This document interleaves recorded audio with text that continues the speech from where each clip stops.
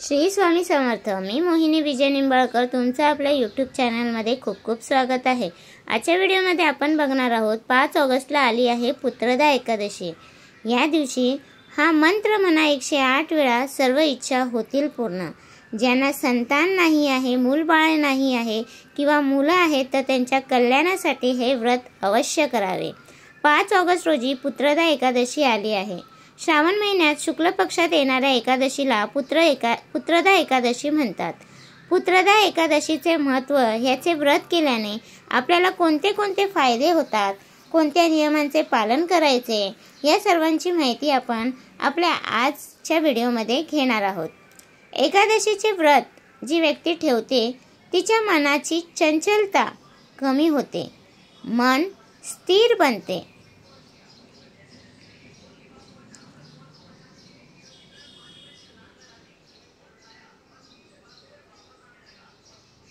घरातील लोकांचे आरोग्य चांगले राहते, तसेच आपल्या घरात नेहमी धन यावे असे वाटत असेल तर आपण हे व्रत अवश्य करावे। ज्यांना मनोरोग आहेत अशा लोकांनी देखील हे व्रत अवश्य करावे।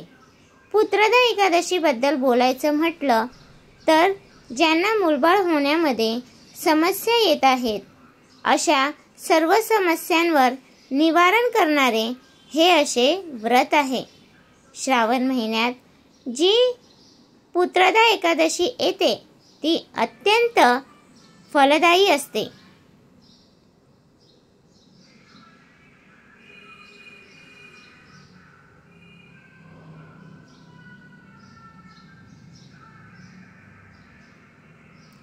हे व्रत 2 पद्धतीने आपण करू शकता। एक म्हणजे निर्जल व्रत, ज्यामध्ये आपण काही न खाता पिता आपण व्रत करायचे आहे, आणि दुसरे म्हणजे फलाहार व्रत, फक्त फळे खाऊन करायचे आहे। जे लोक एकदम स्वस्थ व तंदुरुस्त आहेत त्यांनीच निर्जल व्रत करावे, अन्यथा बाकीच्या लोकांनी फलाहार व्रत केले तरी सुद्धा चालेल। ज्यांना या दिवशी संतान प्राप्तीची इच्छा आहे अशांनी या दिवशी भगवान श्रीहरी विष्णूंची उपासना करावी। मुले बाळे असतील तर त्यांचे कल्याण व्हावे असे वाटत असेल तर आपण त्यासाठी सकाळी लवकर उठून आणि पती पत्नीने एकत्रितपणे भगवान विष्णूंची उपासना करावी।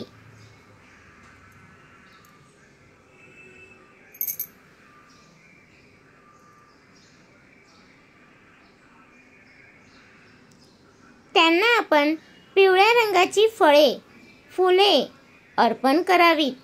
तसेच आपण त्यांना तुळशीची पाने आपण अर्पण करावी।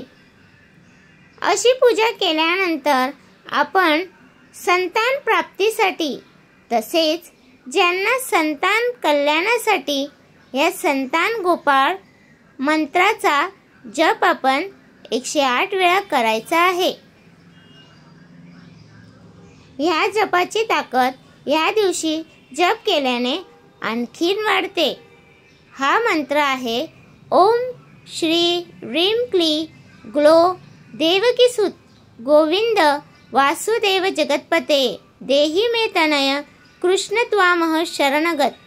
मंत्र मी परत एकदा बोलते, ओम श्रीं ह्रीं क्लीं ग्लो देवकीसुत गोविंद वासुदेव जगतपते देहि मे तनय कृष्ण त्वामह शरणगत।